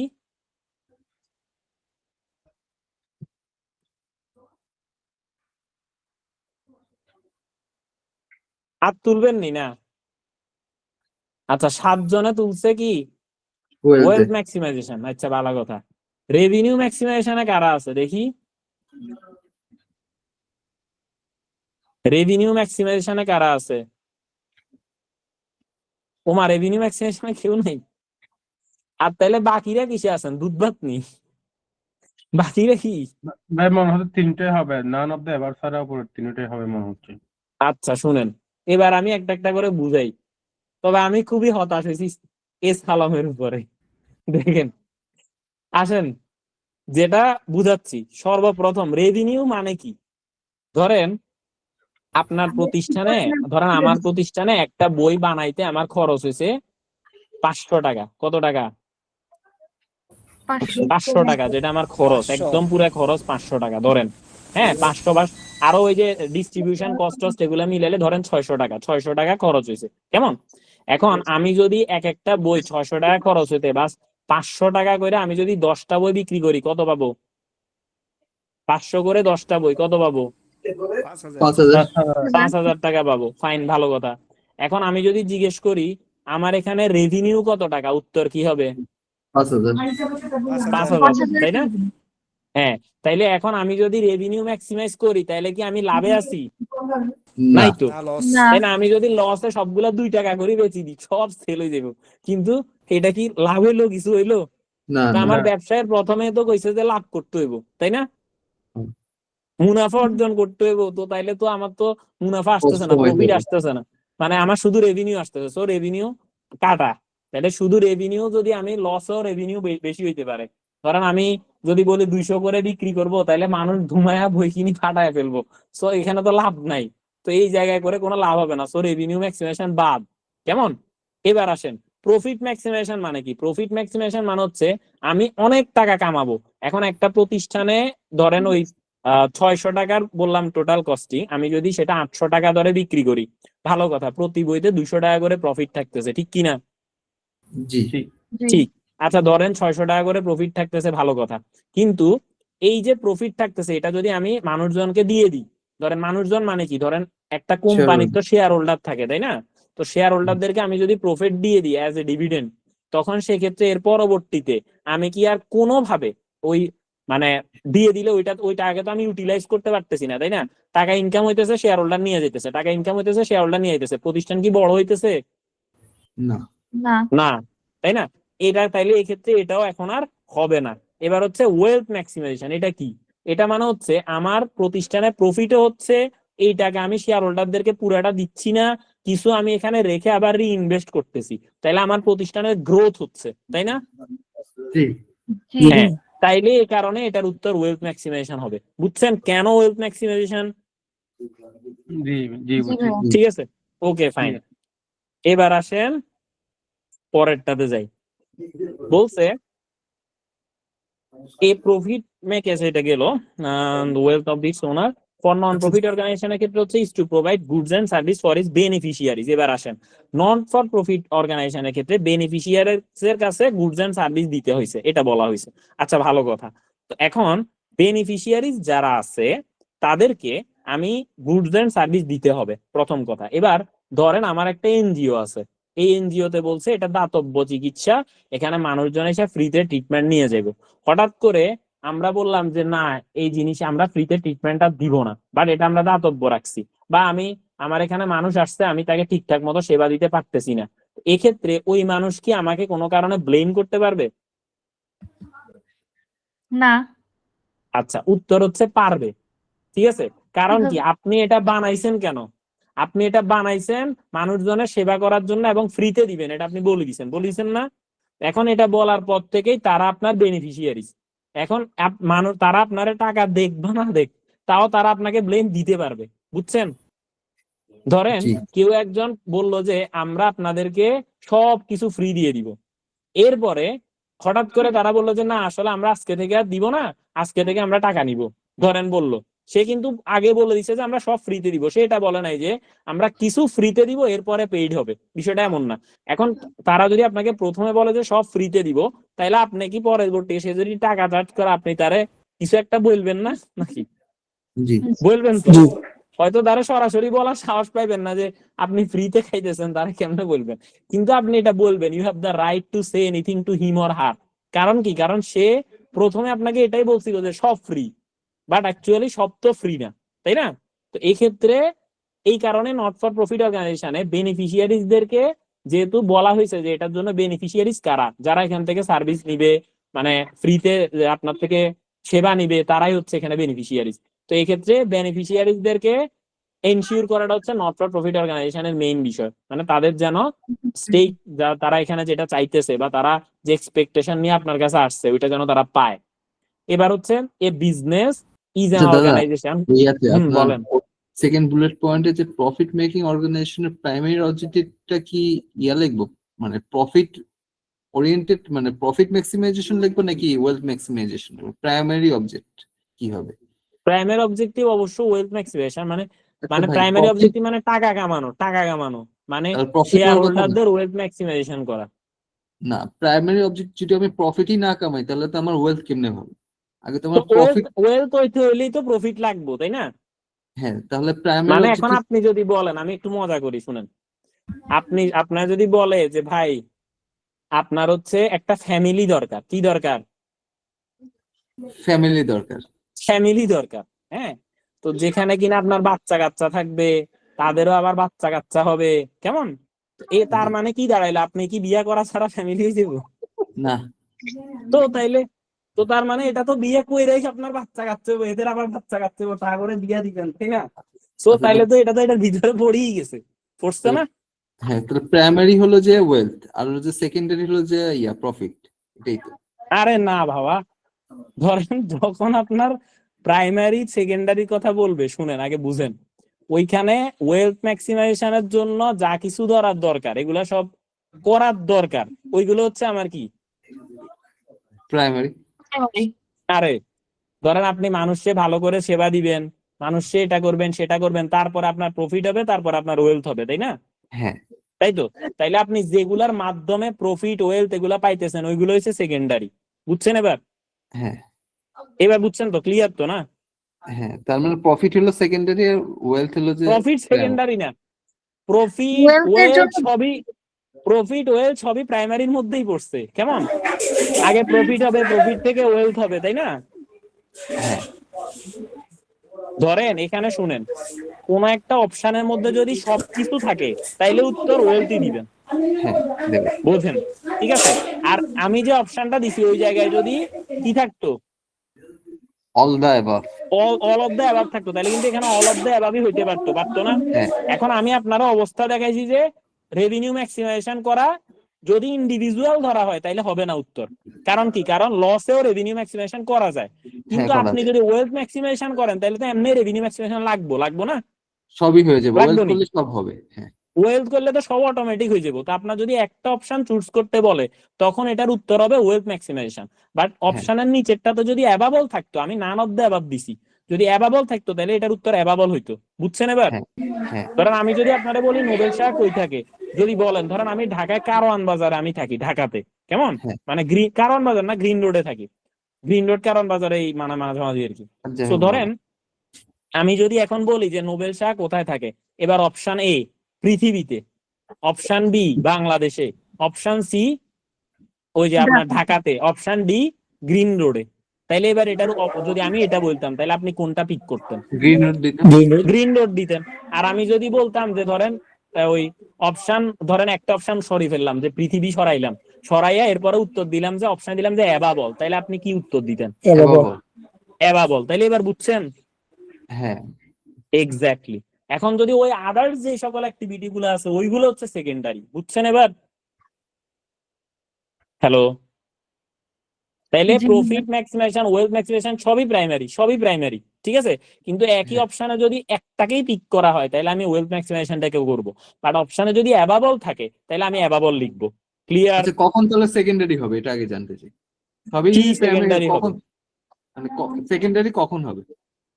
সেকেন্ডারি হচ্ছে ওই যে মানুষকে সেবা দেয়া, আপনার সাথে সুন্দর করে কথা বলা, আপনার বিয়া শাদীর কথা বলা, তারপরে আপনার কারে পছন্দ হয়েছে এগুলা শুনে একটু আপনারা সাজেশন দেয়, এ সালাম আপনি এখন বিয়া শাদী নিয়ে ভাবিয়েন না, আগে পাস করিলেন, এই যে আপনারা সাজেশন দিতেছি, তখন বাকিরা বলবে না যে না ঠিক আছে তারাও ঠিক আছে, এই তো এখন বুঝে গেছেন, গুড।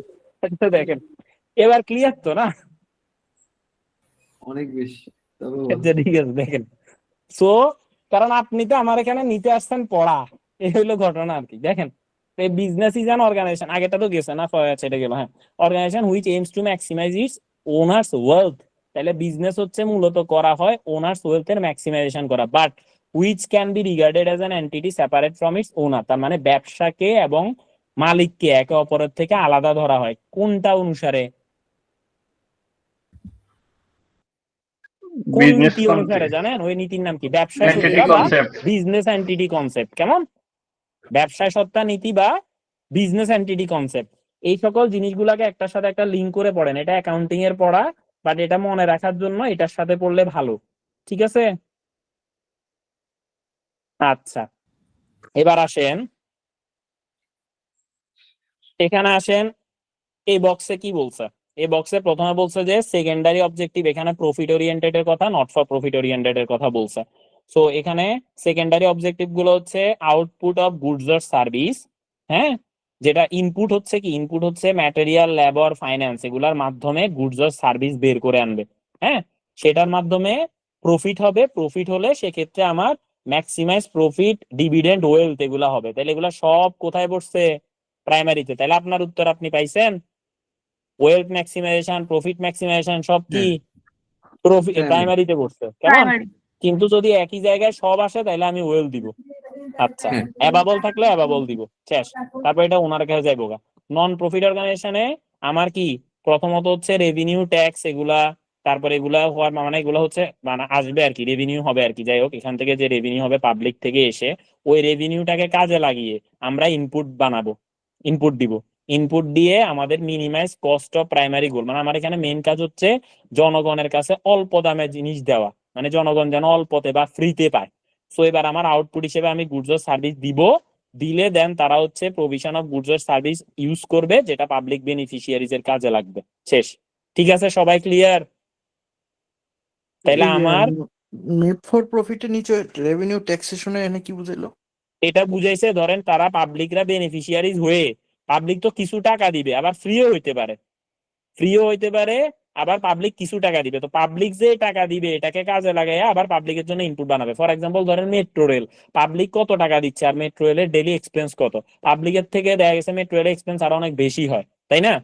রিসেন্টলি তো পাবলিকে ওইখান দিয়েও কোন দিক মানে কোন জায়গায় আবার চুরি করছে, 5 লাখ না 5.5 লাখ টাকা এরকম কার্ড কেমনে কেমনে জানি করে, ওই যে নিউজ হয়েছিল কিছুদিন আগে এটা নিয়ে, ঠিক আছে? সো মানে এখানে বিষয়টা হচ্ছে যে আপনি যে পাবলিকের ট্যাক্সের টাকা ফাঁকা পাইছেন, এগুলা দিয়ে আপনি ইনপুট বানাবেন। দেশ চলে কার টাকায়?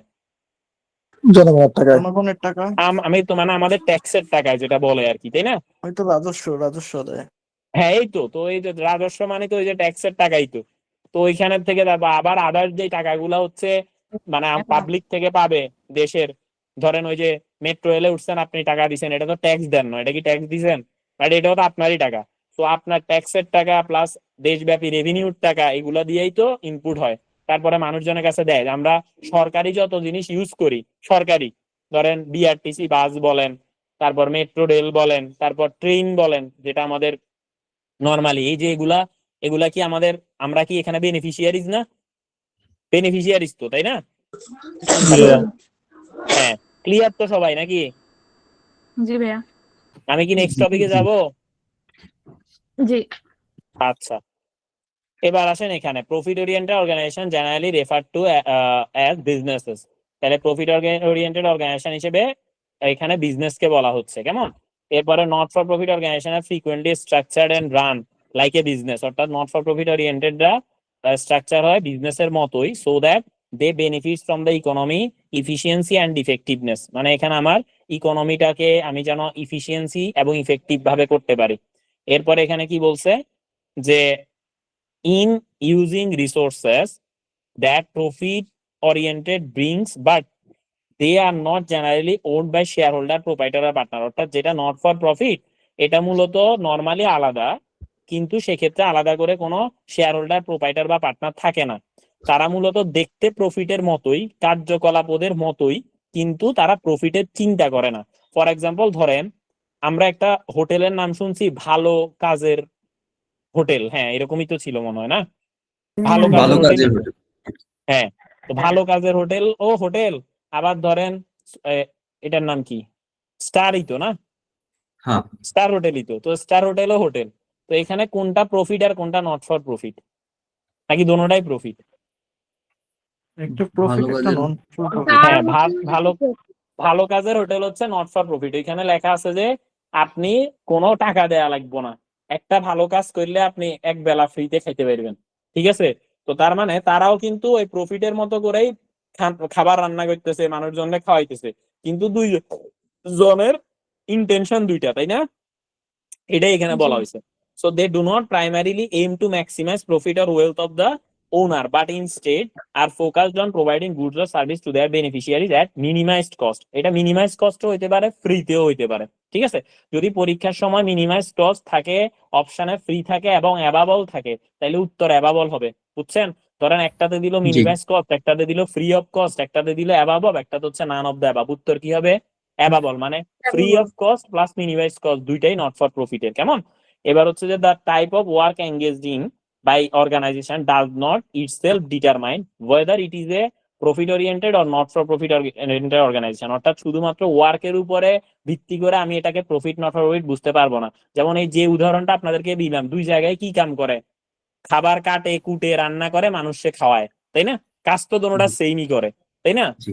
এখন একটা হইলো প্রফিট, একটা হলো নট ফর প্রফিট। তো তার মানে হচ্ছে আমি শুধুমাত্র তারা কোন অ্যাক্টিভিটি করে সে অ্যাক্টিভিটির উপর ভিত্তি করে আমি তাকে প্রফিট নট ফর প্রফিট বলতে পারি না। ঠিক আছে, এবার এরপরে দ্য টাইপ, এটা বললাম। এবার examples of not for profit organisation, এগুলো আমরা জানি, চ্যারিটিজ, ক্লাব এন্ড, এগুলো মুখস্থ করে নিবেন। কেমন? মানে দেখে নিবেন, এগুলো বুঝলেই বুঝবেন যে কোনটা কি। এখানে কোনো কোশ্চেন আছে? না ভাই। আচ্ছা, না, না। এখানে এখানে ধরেন, আচ্ছা এগুলা নিয়ে কথা বলবো না, এগুলো কথা বললে সমস্যা আছে। দেখেন, কথা বলবো না বলতে আমি এই উদাহরণটা দিতে, ধরেন আইসিএবিরও কিন্তু নট ফর প্রফিটে লেখছে আর কি, বুঝছেন? আচ্ছা দেখেন, এরপর হইলো যে ডেফিনেশন অফ এ বিজনেস।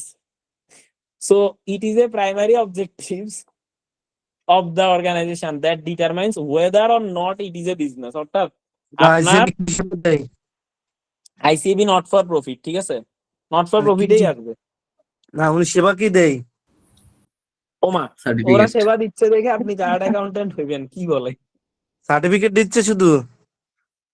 কেন, ওরা তো ক্লাসও করাচ্ছে, আইসিবি ক্লাস করাচ্ছে না? টাকা তো নিচ্ছে। ফ্রিতে? হ্যাঁ, এখন ওই যে এটা তো বলছে যে মিনিমাইজ কস্টে নেয়, তাই না? এখন আপনি কি আইসিবির সাথে অন্য কারো ধরেন, এই যে এটা অনেকে দেখবেন আইসিবির থেকেও কমেও পড়ায়। এখন বিষয়টা হইলো যে এখানে আসলে প্রফিট নট ফর প্রফিট শুধু এটা দিয়ে বুঝলে হবে না, আপনাকে বুঝতে হবে the way they are delivering, the way what they are giving to you and, না এখন কিছু খাবো না, এ হচ্ছে বিষয়। সো আপনাকে এটা লক্ষ্য রাখতে হবে, এটার উপর ভিত্তি করে প্রাইস ডিটারমিনেশন হবে। এখন এখানে তারা কি নিতেছে বা না নিতেছে এটা ওনাদের দিক থেকে এটাই জাস্টিফাইড, তাই ওনারা এটা নিচ্ছে, তাই না? তো এখন যার লাইব্রেরিতে থেকে, পড়ার সুযোগ পাচ্ছেন? লাইব্রেরিতে ফ্রি হ্যাঁ ফ্রি পড়ার সুযোগ পাচ্ছেন? লাইব্রেরিতে ফ্রি ফ্রি পড়ার সুযোগ হ্যাঁ, পাচ্ছেন? লাইব্রেরিতে ফ্রি পড়ার সুযোগ পাচ্ছে, এত ইকুইপমেন্ট নাও, আপনার জন্য, এসি। না না, লাইব্রেরি অবশ্যই ফি ফ্রি দেওয়া তো, লাগে আপনি ভাই, তো নট ফ্রি। লাইব্রেরিতেও টাকা নেয়, অ্যানুয়াল ফি নট আছে না? ফ্রি ভাই। Nothing is free. হ্যাঁ, আচ্ছা যাই হোক, এটা নিয়ে আমরা শুধু কথা বেশি চাইলে আমাদের হচ্ছে ক্লাস লেট হয়ে যাবে, ঠিক আছে? আমি জাস্ট আইসিবি যদি পরীক্ষা আসে উত্তর নট ফর প্রফিটই হবে, কেমন? এটাই বললাম আর কি। দেখেন, এবার definition of business, the primary objective of the organisation that determine whether or not it is a business. তো আমাদের এটাও নট ফর প্রফিট নাকি? দেখেন, আমাদের এটা কোন দিক থেকে নট ফর প্রফিট, এবার আমি বুঝাই বলি। ধরেন আমাদের এখানে সার্টিফিকেট লেভেলে প্রতিবার 100-র উপরে স্টুডেন্ট পড়ে আল্লাহর রহমতে, কেমন? মানে সব বিষয় মিলাইলে আর কি, ধরেন প্রতি ইন্ডিভিজুয়াল, হ্যাঁ ধরেন। So, এখন 100-র উপরে স্টুডেন্ট যদি এখানে পড়ে, এখানে আবার কেউ যদি রিটেক নেয়, সেখানে হচ্ছে 2000 টাকা কোন সাবজেক্ট। এখন কেউ তো 4 বিষয় পড়ে, 5 বিষয় পড়ে, 7 বিষয় পড়ে, ধরেন। তা আমি অনলাইন এভারেজ ধরে নিলাম 100-র উপরে স্টুডেন্ট প্রতিটা 2 বিষয় করে পড়ে, কেমন? তাইলে হচ্ছে 200 ইন্টু ধরে নিলাম যে সবাই 4000 দিয়ে পড়ে, তাহলে কত হইলো?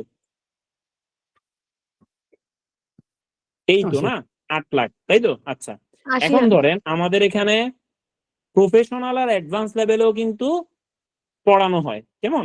এখন প্রফেশনাল লেভেলে এটা আমি সিএল এর কথা বলছি, ঠিক আছে? এবার ধরেন পিএল, ধরেন মানে এটা জাস্ট একটা উদাহরণ দিচ্ছি, ধরেন এবার ধরেন পিএল এ যখন পড়ানো হয়, এখানে পিএল এ আমি 4 বিষয় পড়াই, আর বাকি 3 বিষয় কিন্তু চার্টার্ড অ্যাকাউন্টেন্ট ভাইয়ারা আছেন, ওনারা দেখেন। এখন ধরেন এই যে ওনারা ওই সাবজেক্ট গুলো দেখতেছে, ওনাদের একটা রিমিউনারেশন আছে না? আছে তো। এখন ওনাদের একজন চার্টার্ড অ্যাকাউন্টেন্ট এখানে 16টা করে ক্লাস নিবে, তাইলে ওনার রিমিউনারেশন কত হইতে পারে? আর এটা একটা প্রাইভেট অর্গানাইজেশন, তাই না? তো তাইলে প্রাইভেট না, ধরেন মানে প্রাইভেট বলবো না, আগে জাস্ট বুঝাই বলি। এখন ধরেন প্রাইভেট হইলেও হ্যাঁ নট ফর প্রফিট হইতে পারে। আচ্ছা, এখন ধরেন জিনিসটা হলো যে আমাদের এখানে ধরেন 3টা ব্যাচ হচ্ছে ওনারা দেখে, 4টা ব্যাচ আমি দেখি। তো PL A number of student খুবই কম হয়, খুবই কম। ধরেন একটা সাবজেক্ট যেগুলোতে এখন কিছু খাবো না বলছি না, হ্যাঁ। তো যেখানে আমাদের পিএল এ কোথায় ছিলাম, হ্যাঁ, নাম্বার অফ স্টুডেন্ট পিএল এর ক্ষেত্রে আমাদের কি হচ্ছে যে স্টুডেন্টের সংখ্যা অনেক কম। তো যেহেতু স্টুডেন্ট সংখ্যা অনেক কম থাকে, সো ওই জায়গাতে আমাদের ধরেন ভর্তি হয় ধরেন কথার কথা 30 জন, অনেক কম হয়। তো 30 জন যদি ভর্তি হয়, ধরেন প্রত্যেকে 2 বিষয় এখানে পড়ে না পিএল এর বেলায়, তো 1 বিষয় পড়ে, তাহলে আমি কত পাইতেছি? 6000 করেই ধরেন, হ্যাঁ, কারণ সবাই সিঙ্গেল পেমেন্টে দিয়ে দেয়, কেউ ইনস্টলমেন্টে দিয়ে বেশি দিতে চায় না। তো এখানে তাহলে কত হয়েছে? 3 6 18, 0 4টা বসবে, তাই তো? তাহলে এখানে কত? মাত্র 81। এবার এই যে 81টা বসে এখানে দেখা গেছে। আচ্ছা, এবার অ্যাডভান্স লেভেলের কথায় আসি। এবার এল এ কোর্স ফি হচ্ছে 12,000 টাকা এক পেমেন্টে দিলে। এবার ধরেন 12,000 টাকা ওইখানে এল এ পড়ে সব মিলে আর 10 জন, তাইলে 10 জন পড়লে এখানে কত হয়? 1,20,000 টাকা। এখন এল এ কিন্তু 3 জনই চার্টার্ড অ্যাকাউন্টেন্ট আছে ভাইয়ারা, ঠিক আছে? তাইলে এবার বোঝেন যে এখানে যদি পিএল আর এল মিলে টোটাল কালেকশন কত হয়েছে? 4 লাখ টাকা, তাই না? তাই তো, 4 লাখ। ঠিক আছে, হ্যাঁ 4 লাখ টাকা। এবার 4 লাখ টাকা দিয়ে এখানে কি ধরেন এল মানে অ্যাডভান্স লেভেলের পিএল এ ওই যে আইসিবি তে ক্লাস করাইলে কত লাগে জানেন? অ্যাডভান্স লেভেলে ধরেন কেস স্টাডির ফি কত জানেন? 10,000 না? 25,000 টাকা। কত টাকা? আচ্ছা, ও 25,000। কত টাকা? 25,000। হ্যাঁ 25,000 টাকা। আর আমাদের কত টাকা? 12,000 টাকা। কত টাকা? 12,000 টাকা। 12,000। 12,000 টাকা। তাইলে এবার বুঝেন যে এখন এখানে ভর্তি হয় ধরেন 10 জন। কতজন? 10 জন। তাইলে এবার ধরেন একজন চার্টার্ড অ্যাকাউন্টেন্ট ভাইয়া ওনাকে কত টাকা পে করা লাগতে পারে? কারণ আইসিবি তে যদি 25,000 করে পার পার্সন থেকে নেয়, ওনারা ওইখান থেকে কত পায়? তাহলে আমরা ওনাদেরকে কত টাকা পে করা লাগতে পারে এজ এ মানে সম্মানী, হ্যাঁ? তো তাইলে এবার দেখেন এমন হইয়া যায় যে এখানে টোটাল যত কালেকশন হইছে দুইটা মিলাইয়া এখান থেকে দেখা গেছে যে 8 লাখ দেখতেছেন না, এখানে 4 লাখই হয়তো গায়েব হয়ে গেছে। হইতেই পারে, হইতে পারে না? পারে। জি তো হ্যাঁ, এই ক্ষেত্রে ধরেন আমাদের এই একটা সেশন চলে 3 মাস ধরে, 3 মাস। তো ধরেন আপনাদের নোবেল শাহ ভাইয়া 3 মাস ধরে ইনকাম করে, ধরেন আরো সুইচ কস্ট আর হাবি জাবি নেটের এই সেই সবকিছু মিলাইয়া ধরেন নোবেল শাহ ভাইয়ের 3 লাখ টাকা ধরেন থাকে, কথার কথা। এটা মানে যদি সেটা এভাবে করে হয়, অনেক সময় অ্যাডভান্সে 10 জন হয় না। তো তাইলে এটা হয় না। ধরেন এখানে তো 3 বিষয়, তাহলে 3 বিষয় আপনি ধরে নেন কত টাকা পে করা লাগতে পারে, অথচ কালেকশন আছে মাত্র 1,20,000। এখানেও 3 বিষয়, কত টাকা কালেক্ট করা লাগতে পারে, অর্থাৎ আমার কালেকশন আছে মাত্র 1,80,000। তাইলে এই জায়গায় অনেক বেশি টাকা চলে যায়। এই কারণে আপনাদের নোবেল শাহ ভাই কিন্তু আর কিছু করে না, সে কিন্তু কোথাও চাকরি বাকরি করে না, সে শুধু আপনাদেরকে নিয়েই আছে, আপনাদের পড়া ইকুইপমেন্ট এগুলা নিয়েই আছে। তাইলে এবার বলেন আমার বেলায় কি প্রফিট খাটে? এটা কিন্তু 3 দিয়ে ভাগ হবে। এই যে এখানে 3 লাখ যেটা আছে এটা 3 দিয়ে ভাগ হইব। তো তাইলে পার মান্থে রেভিনিউ কত থাকে? তো এখন অনেকে হয়তো ভাবে যে ওমা এই শুধু টাকা আর টাকা। এখন আজকে যদি আমাদের পিএল আর এল না থাকতো, যদি না থাকতো, তাইলে এক্ষেত্রে কিন্তু সব আমার, তাই না? ঠিক কিনা? এক্স্যাক্টলি। কিন্তু এখন দেখা যাচ্ছে সিএলই হচ্ছে পুরো একাডেমিক চালিকা শক্তি। সিএল এর যদি কোর্স ফি যদি 2,000 হইয়া যায়, তাইলে তো আমার পকেটের থেকে টাকা উল্টা বাইরে যাব। এবার বুঝছেন? মানে আমি জাস্ট আপনাদেরকে জিনিসটা বুঝাইলাম যে why we are charging this, এবং not only that but also কি, বাট অলসো আপনি এখানে কি কোয়ালিটি পাচ্ছেন সেটাও তো দেখতে হবে, এখানে রিসোর্স কি পাচ্ছেন সেটাও তো দেখতে হবে, তাই না? আপনি যে পরিমাণে, এই যে ধরেন আপনাদেরকে বুঝাইলাম যে একটা জিনিস কেমনে নট ফর প্রফিট বা প্রফিট ওরিয়েন্টেড হতে পারে, তাহলে এখন এটা একটা প্রাইভেট ইনস্টিটিউশন, এখানে আমরা খরচ করতেছি অ্যাডভান্স লেভেলের জন্য 12,000, আর আইসিবি তে খরচ করতেছে কত, কেস স্টাডি কত, 25,000। তাহলে আমরা কি আইসিবি থেকে, মানে ধরেন আমরা কি 25,000 থেকে কমে দিচ্ছি না, আমি আইসিবি বলবো না, আমরা কি 25,000 থেকে কমে দিচ্ছি না? আমাদের জি। এখানে কি 25,000-এ 2 বিষয় পড়া যাচ্ছে না? জি তাইলে আমি তো আমাদেরটাকেও নট ফর প্রফিট বলতে পারি, পারি কিনা? এবার বুঝছেন? হ্যালো, জি ভাই। এক্স্যাক্টলি। এবার আসেন, এবার পরের টপিকে চলি যাই। অনেকক্ষণ বুঝাইলাম, অনেক কিছু বুঝাইলাম।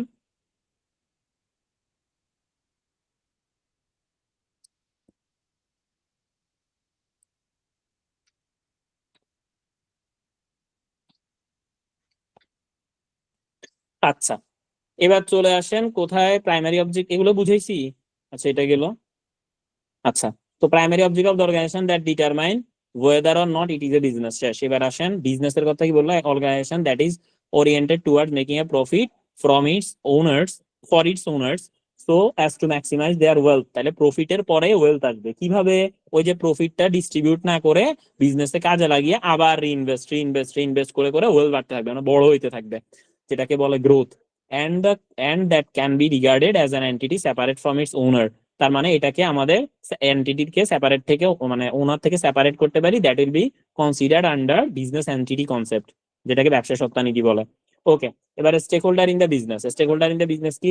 এ stakeholder is a person who has an interest of some kind in the business. অর্থাৎ একটা ব্যবসায়ের পিছনে কারো যদি বিন্দু মাত্র ইন্টারেস্ট থাকে বা তার ইন্টারেস্টে এফেক্ট ফলে, সবাই হচ্ছে স্টেক হোল্ডার। এবার তার মানে কি, ধরেন একটা প্রতিষ্ঠানের সাথে জড়িত, স্বার্থ সংশ্লিষ্ট অথবা জড়িত নয়, তাদের অ্যাক্টিভিটিসে অন্যদের কিছু হয়েছে, তারাই স্টেক হোল্ডার। যেমন ধরেন Nobel professional academy, A academy, B academy, C academy, D academy, Z academy, যা ইচ্ছা তা। এখন ধরেন নোবেল প্রফেশনাল একাডেমি যদি বেশি টাকা রেভিনিউ জেনারেট করে বা তাদের কাছে যদি স্টুডেন্ট সংখ্যা বেশি থাকে, তাহলে অন্য একাডেমির রেভিনিউতে কি ইম্প্যাক্ট পড়তেছে না? জি পড়তেছে। সো যেহেতু ইম্প্যাক্ট পড়তেছে, তাদের রেভিনিউ আইদার কমে যাচ্ছে, সো কমে যাওয়ার কারণে তারা কি এটার স্টেক হোল্ডার হবে নাকি হবে না? হবে। নোবেল প্রফেশনাল একাডেমির বই যারা বিক্রি করে, ধরেন ফারহান বুক সেন্টারে এনপি এর বই আছে, সো এক্ষেত্রে ফারহান বুক সেন্টার কি এটা না, কি বলে, স্টেক হোল্ডার না? Stakeholder. হ্যাঁ এখন আপনারা কি Noble professional Academy stakeholder, যারা এই হ্যাঁ। মুহূর্তে ক্লাসে আছেন? হ্যাঁ, স্টেক হোল্ডার। আচ্ছা, যারা এখানে ধরেন আজকের এটা ফ্রি ক্লাস দেখতেছেন কিন্তু পরে ভর্তি হবেন না, তারা কি স্টেক হোল্ডার? হ্যাঁ ভাই সবাই। হ্যাঁ ভাইয়া, হ্যাঁ, তারাও স্টেক হোল্ডার। তাইলে যারা ভর্তি হইবেন না তারাও স্টেক হোল্ডার, যারা ভর্তি হইবেন তারাও স্টেক হোল্ডার। আমি কি স্টেক হোল্ডার? হ্যাঁ আমিও স্টেক হোল্ডার। তাইলে আমি হইছি আমার ব্যবসায়ের কোন stakeholder? Primary stakeholder. Primary. কোন stakeholder? Primary stakeholder. তার মানে যদি বলে যে একটা ব্যবসায়ের প্রাইমারি স্টেক হোল্ডার কে, তাহলে এটার উত্তর শুধু একটাই, মালিক। ঠিক আছে, একটা ব্যবসায়ের। আর যদি বলে যে অ্যাকাউন্টিং ইনফরমেশনের প্রাইমারি স্টেক হোল্ডার কে, তাইলে কে? ওই যে গতকালকে অ্যাকাউন্টিং এ বলছিলাম, মানে যার একদম না। দেখেন দেখেন, এই সব খায়া ফেলেন আপনারা, সমস্যা, ম্যানেজমেন্ট। খাওয়া যাবে। এই যে দেখেন, যখন বলবে যে আমাদের অ্যাকাউন্টিং ইনফরমেশনের স্টেক হোল্ডার কারা, কেমন, তাইলে এবার এই যে এখানে stakeholder who needs financial information include manager, owner, customer, supplier, lender, এই সেই যা আছে, এরা সবাই কি স্টেক হোল্ডার। কেমন, এবার স্টেক হোল্ডারের মধ্যে এই যে primary user of the financial statement of the company to make decision, এগুলো কথা বলছে। আচ্ছা দাঁড়ান, এখানে আরেক জায়গায় লেখা আছে।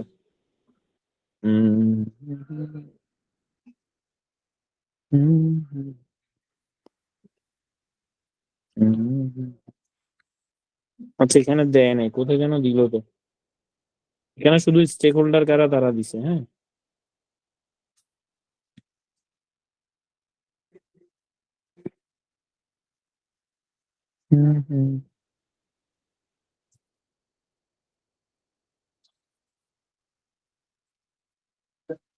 এই যে এই যে এখানে আছে দেখেন, এক্সিস্টিং এন্ড, দেখা যায় দেখেন, existing and potential investor, lender and other creditor are the primary user of general purpose financial statement. এগুলো হচ্ছে প্রাইমারি, আর এগুলোর বাইরে যারা তারা হচ্ছে সেকেন্ডারি। তাহলে কাস্টমার সেকেন্ডারি, সাপ্লায়ার সেকেন্ডারি, তারপরে এমপ্লয়ি সেকেন্ডারি, তারপর হইলো যায় কি রেড ইউনিয়ন সেকেন্ডারি, ট্যাক্স ভ্যাকসেন্ট authority secondary, financial analysis bureau secondary, government agency secondary, public secondary. কেমন?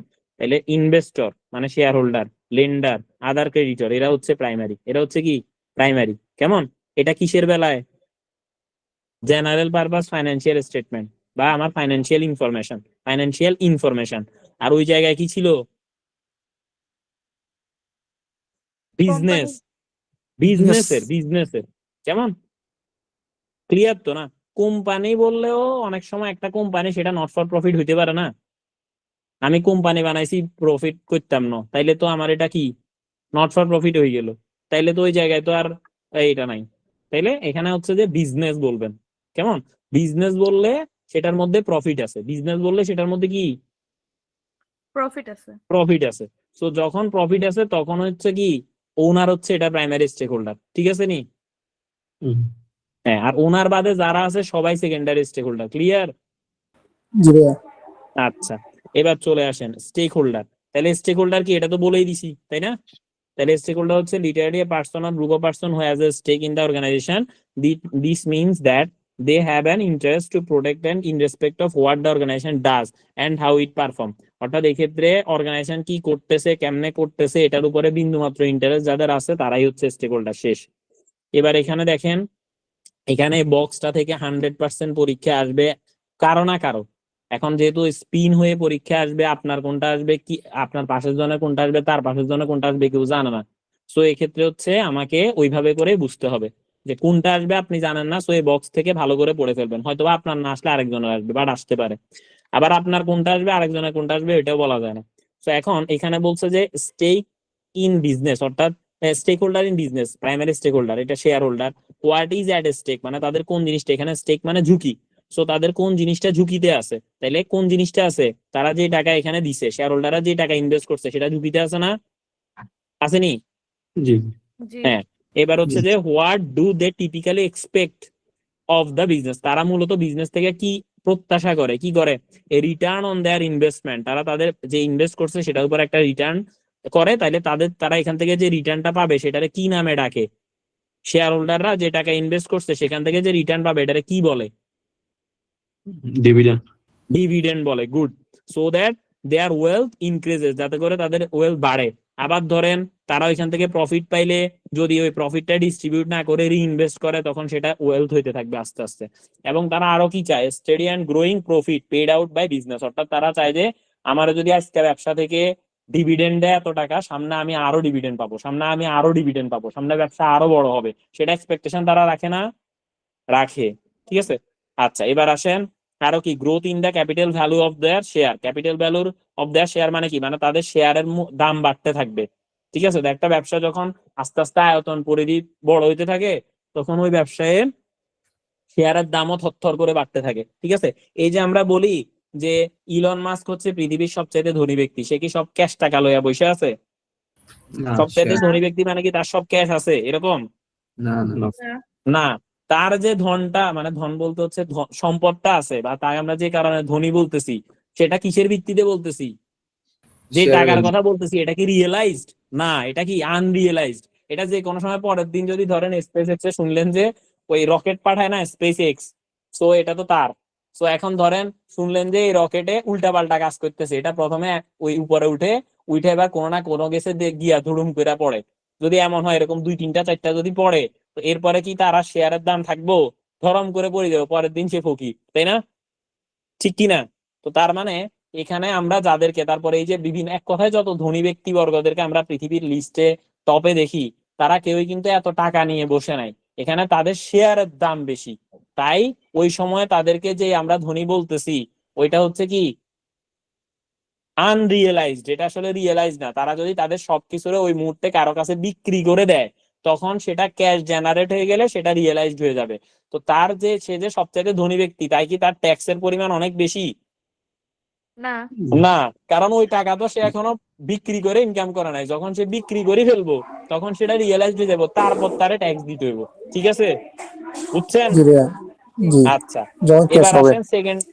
হ্যাঁ বলেন। না ভাই বলছি যখন ক্যাশ হয়ে যাবে তখন সেটা ট্যাক্স দিতে হবে আর কি। হ্যাঁ মানে যখন সে বিক্রি করবে তার শেয়ারকে, তারপর তার কাছে ক্যাশ টাকা আসবে, তখন তার ট্যাক্স দিতে হবে। তার আগে কোনো ট্যাক্সের খেলা নাই। ঠিক আছে। জি ভাইয়া, আচ্ছা, জি ভাইয়া। এবার আসেন সেকেন্ডারি। সেকেন্ডারিতে এতগুলা পড়াইতে পারবো না এখন, একটা বলে দিচ্ছি, বাকিটা আপনারা এমনি বুঝে দেবেন। ঠিক আছে, নিজেরা একটু চেষ্টা করবেন। এবার দেখেন কি বলছে এখানে। বলছে যে ডিরেক্টর বা manager, employee and trade union, তাইলে তারা হচ্ছে কি সেকেন্ডারি। সেকেন্ডারি কি স্টেক হোল্ডার। এবার তাদের কোন জিনিসটা স্টেকে আছে, তাদের জীবনযাপন। কারণ কি, প্রতিষ্ঠানের যদি কিছু হয় তাহলে তাদের জীবনযাপন থেমে যাবে না। ধরেন কোথাও কেউ আমাদের এখানে ধরেন জব করে, যারা আমাদের এখানে ধরেন, এখানে আসলে জব করে এভাবে বললে ঠিক হবে না, মানে ধরেন অনেকে আছে যে আহ আমাদের বই বিক্রি করে, তারাও তো জব করে না, তারা তাদেরটা করে। ধরেন কোন একটা প্রতিষ্ঠানে যারা জব করে, হ্যাঁ এটা দিয়ে বুঝাই। ধরেন কেউ কোন একটা প্রতিষ্ঠানে কেউ জব করে, ওকে। তো যখন জব করে তখন সেক্ষেত্রে ওই প্রতিষ্ঠানে যদি কিছু হয়, তার তো জীবন জীবিকা বন্ধ হয়ে যাবে নির্বাহ করা, তাই না? আবার তাদের যদি কোনো ক্যারিয়ার হয়, ধরেন আপনি যদি ডেস্টিনির নাম শুনছেন, ডেস্টিনি 2000। জি। জি। হ্যাঁ, এখন ধরেন এই যে ডেস্টিনি 2000 যারা এগুলো বলতো যে আসেন আপনি গাছ লন, গাছ থেকে অনেক বড় হইব, এই গাছ বড় হলে এখানে বিক্রি করবো, এটা আপনার টাকা দিব, শুধু টাকা আর টাকা, তাই না?